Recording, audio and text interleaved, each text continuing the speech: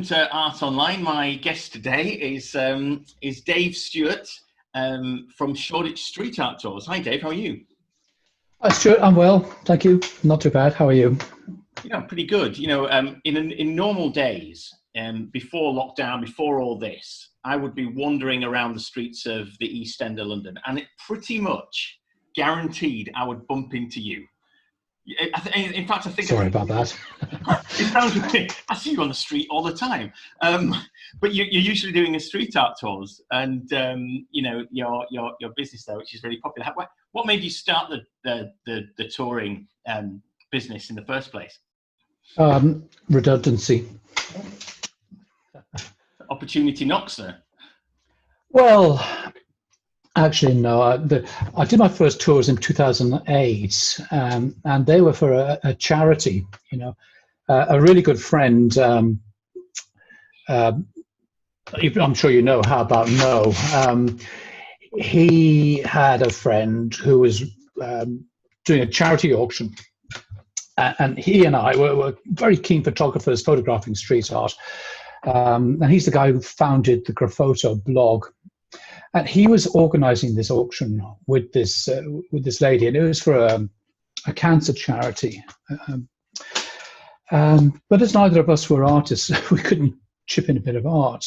And I had this idea: why don't we just get people together and do some tours and babble about the art that's on the walls? And that really was inspired by something that happened about 2 years earlier. How About No and Shell Shock, the author of the Banksy Locations and Tour books, they basically put together these Banksy tours in 2006, and that was actually where I first met How About No. And there hadn't been any street art tours after that. What Shell Shock did was kind of pioneering and really unique and really exciting. And it was actually the first time I got to meet a lot of people I already knew online, you know. But it was kind of the first time that I got to meet these people at the Banksy Forum and things like that. So I said, let's do a street art tour. So we organised these, I think it was 3 or 4 tours in 2008.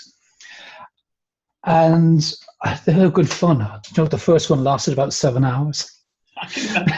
The way that you talk, I can quite imagine that. You know a lot. Maybe I should stop talking so much, yeah. So I sort of did things for friends, for visitors occasionally. It was always great fun because I just loved the stuff so much. I loved to talk about it because there was a lot that you don't necessarily pick up about the culture just by looking at the stuff on the streets, you know, and particularly if people are in town for a day and they haven't got the time, you know. And I kind of thought this is very interesting. Meantime, I mean, other people started doing street art tours about 2010, I think. I was made redundant in 2012. I was sort of very specialised at what I did. I was very old for what I did as well.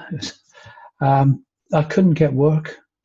And I said to my wife, you know what, sod the old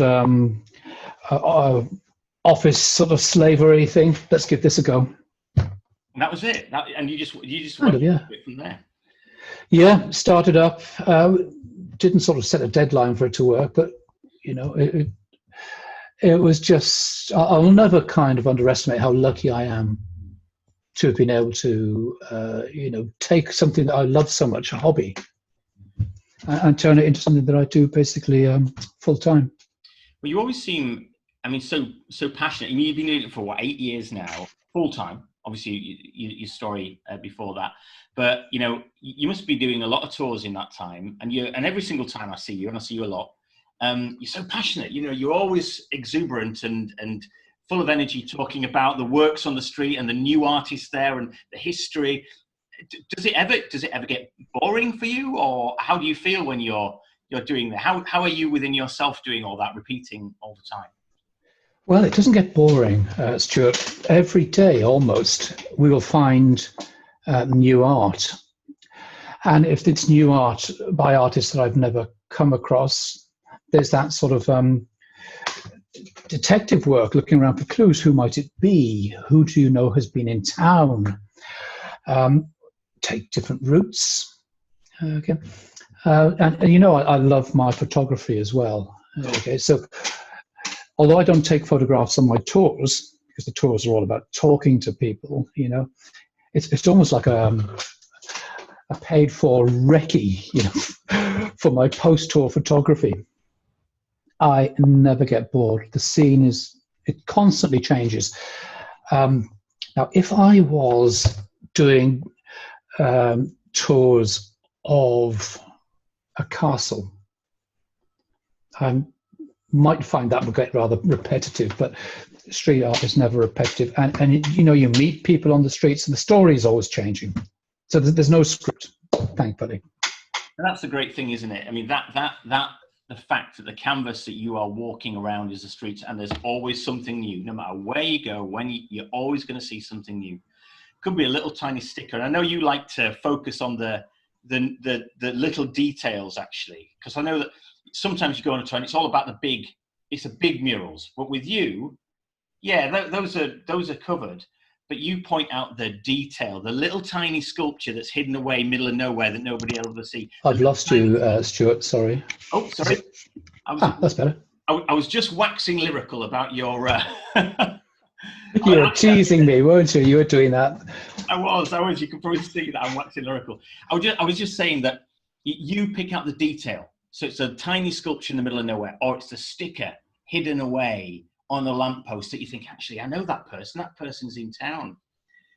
Was that a conscious choice? Yeah. You wanted to go for No. It's what's always appealed to me. I think there's as much merit in that small stuff, and the small stuff is often the kind of stuff that is done by the less well-known artists.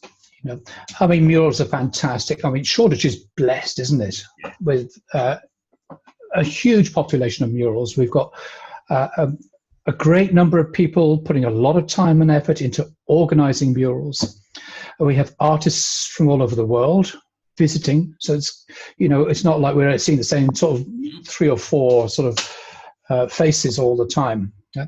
So yeah, I love the murals, but with that smaller stuff, that feels kind of closer to where street art was in its early days, at least the early days of the Shoreditch current sort of boom in street art interest. And I'm talking 15 or so years ago, you know, when stuff was less often done with permission.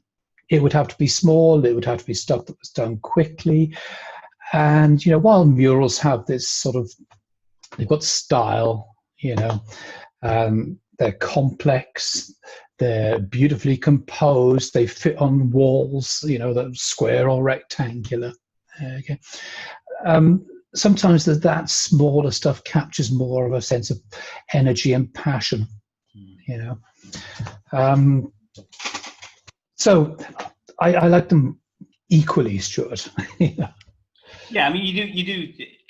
I think that's what I was trying to say. You spend just as much time talking about that little stuff as you do the big stuff, and I share that with you. I think one of the things that I really like about the scene is the people that make it happen all year round. You know, the people that are out there, they're imagining, they're putting different stuff up on the walls, stickers, paste ups. They're doing something different all the time, and I think that's pretty special. I love that, and the new people coming in and the more experienced people sticking around as well. I wanted to go back because you said that you talked. You first did your first tour in sort of 2006, around that sort of time. When did 2006 was when Shell Shock did the Banksy locations and tours things. Sam and I did 2008 was our little sort of foray into that. I see. Okay. And it was completely different. I think everybody who came on those tours was already into street art. There were people who we were in touch with through forums, you know, whereas it's not that at all these days.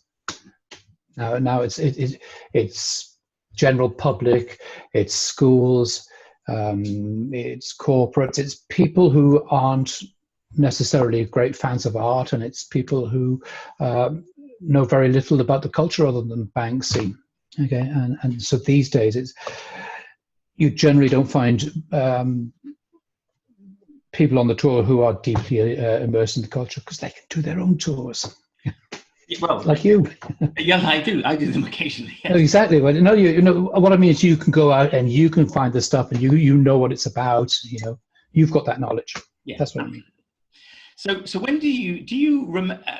Can you cast your mind back to the first memory you had of street art, when you know maybe you first saw something and you thought, actually, yeah, I like this stuff, I'm going to start checking it out. Do you remember what that would have been, or when it would have been? I do, and it actually bizarrely was indoors rather than out, and it was about 2003, 2004. My son was in his first year at school. We took him to the kids' party. Somebody was hosting it. You know, at that age, all the parents have to turn up. You invite every other kid in the class, and all the parents have to hang around in case there's a disaster. And the guy that was throwing the party, he was a friend. I knew him already. He'd already sort of introduced me to sort of exciting stuff like Dr. Lacra, which I thought was brilliant. And he said, "Come and see what's in the basement, mate." And down his basement, he had a bollard, a traffic bollard, one of those illuminated sort of white sort of rectangular things with a left-only arrow. And it was covered in crap. It looked messy. He'd hacked it off the streets with a penknife around the base. And I sort of went, "What do you got that for, mate? You know, somebody's going to have a crash. It's going to cost, what on earth? It looks really sort of dirty." And he said, no. He said, "Look at that rat there is a Banksy." Meant nothing, meant absolutely nothing. So I went upstairs and typed Banksy into a search engine, and it was like, whoa.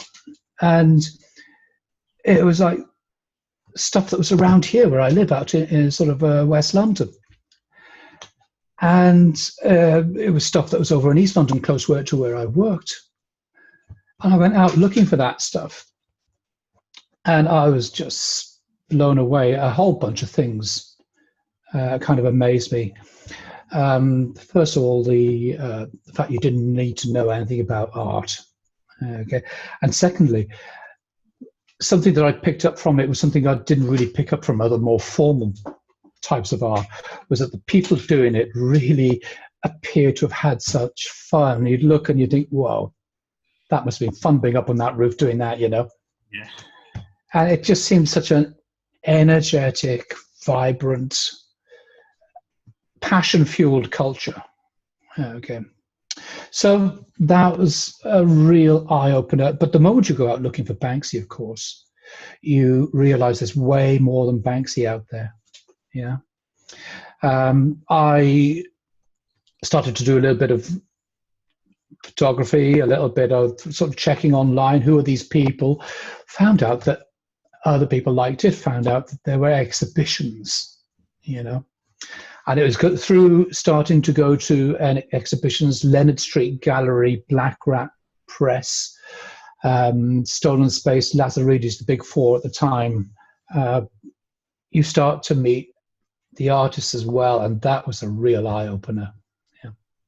What was eye-opening about that? Was that because it was such a different sort of environment to what you'd been used to, or you'd been living and working in, and the whole street art scene was so different? Was that what it was about? Oh, completely. I mean, I was, middle class, middle-aged, more or less, educated, and no kind of interest in art. I had no formal art background. Okay, I was really into my music, and I used to sort of write as a hobby these reviews of gigs. And I used to go to an awful lot of gigs. I got very bored of writing about, you know, a drummer, bass guitarist, lead guitarist, a vocalist, all dressed in black, you know, all doing sort of Velvet Underground. And you never got to meet musicians or bands. Now, I know since I've discovered friends who would disagree with that, okay, but when I started meeting the artists at these exhibitions, I was actually pretty shit scared of them, because I thought they were kind of going to be really clever people, but they were just really incredibly friendly. And this is an eye-opener. I had an office job. I was a banker. I didn't let the artists know I was a banker, because bankers have never got a particularly good reputation. I didn't let the bank know that I was going out until 2 or 3 o'clock in the morning out on the rooftop with somebody taking photographs. It was like two different sort of lives, really. But it was just such fun. So, I mean, it seems like this time that you're experiencing, that you're discovering for the first time. I wasn't around at that particular time. I moved in 2012 to London. That was my first experience. But at that time, whenever I read or whenever I speak to it, it seems to be like the birth of the scene. At that time, there seems to have been a lot going on. Mid-2000s, obviously Banksy around, lots of other artists coming, lots of people doing exciting and innovative things. When you look back on that period now, do you think the same, or do you think something? What do you think? I look back at that period and I doff my cap to people who were already deeply immersed in the scene and active, involved, as artists, as show organizers, as bloggers. Okay, so whatever time you join the scene, there are going to be people who've been there, since day zero. Okay. You're looking back now, there are changes in the whole dynamic. The sort of permission muralism was less of a thing. Now that really sort of dates from around about 2009, 2010. Okay, 2005, we were still able to walk in off the streets into a Banksy exhibition. The crude oils in Westbourne Park Road. When we turned up, we didn't have to queue. It was a Saturday morning. Okay, this is the one with the live rats running around. Okay, and it was actually the first time I tried to take a photograph with the camera phone, and I didn't have a phone with a camera. It was my wife's, and she passed the phone to me. And the thing that I thought was a lens was actually the eyepiece. Come on a little bit since then. Just a bit. A lot has changed. A lot remains the same. We are still getting an opportunity on the streets for people who will never get the chance to exhibit in a proper gallery. They get the chance on the streets to do some art, to find an audience, to find a gallery. Okay, and that's a key element of street art. It was there back then, and it's still with us, thankfully. We've lost quite a few places over the last few years, haven't we, in terms of how Shoreditch has developed? It seems to have taken a real trajectory in terms of the development. Do you ever worry that the spaces might be lost in Shoreditch, and Shoreditch, the scene might disappear? Oh, you're going to get me up on a little hobby horse here, Stuart. The right question. No. The amount of art that we see on the streets now is much, much more. There's a huge quantity of art created every day and every week compared to what it was like 10, 12 years ago. Okay. We've got permissioned art, and we've got muralism, okay, but we've got much greater tolerance of the non-permissioned arts. There's a lot more non-permissioned art. The one thing that concerns me is an element of homogenization about the murals. If you go to the smaller non-permissioned stuff, tremendous variety and interest. Murals are becoming a little bit samey. The other thing, there's one thing actually about murals that worries me a lot more, and this is something I've said a few times. You have spots on the streets, where these places are, what they look like, where the anybody can put up their art, please do sort of pay attention to the unwritten rules, etc. But it's not curated, it's not permissioned, but it is kind of tolerated. And I'm seeing one or two, sometimes three of these walls a year being taken over by the muralists. Now, we have a phenomenal number of permissioned mural spots. And as long as we've got building sites, permissioned muralism will always thrive. But the loss of these wilder spots to that permissioned muralism, it's like a form of cannibalism. It's like the scene is consuming itself, its origins, and just pursuing this trend to, murals are the top thing. And I mean, I hope that some of the curators look at that situation and just pause and think, do I need to do a mural over this spot? And they argue that, the wall owner said they were going to clean it off unless the art was better, so we thought we'd better do a mural. I don't buy that. If the wall owner cleans it off, then the art will come back. You've got to clean it multiple times before people get fed up with it. So I don't want to. I hope we're not going to end now. No, we're not going to end now. Good. No. Yeah, exactly. Yeah, Dave ended his talk really sticking the knife in. Well, I completely agree with you there. I think it comes down to the roots of the scene and having a space for newer artists to come and experiment in, and that experimentation to me is some of the most important artwork in East London. It's those, yep. It's those, and you can see the artists grow. You can see them trying different things and develop, and I think that's great. And mural. Yeah, I completely agree. You need the base. Yep, but don't get me wrong. There are some amazing mural artists out there who do some fantastic stuff for the scene and have helped make Shoreditch the world-class location that it is. So, it all has to coexist. It's just when you get that bit of cannibalization of one by the other.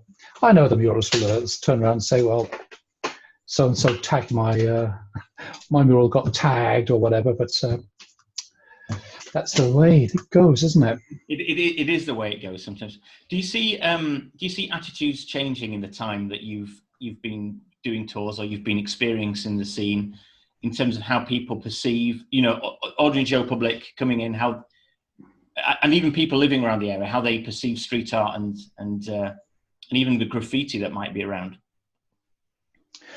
Well, it's interesting, isn't it? I'm sure you've noticed how much more graffiti there is around Shoreditch in the last couple of years. It used to be regarded as very much a street art location.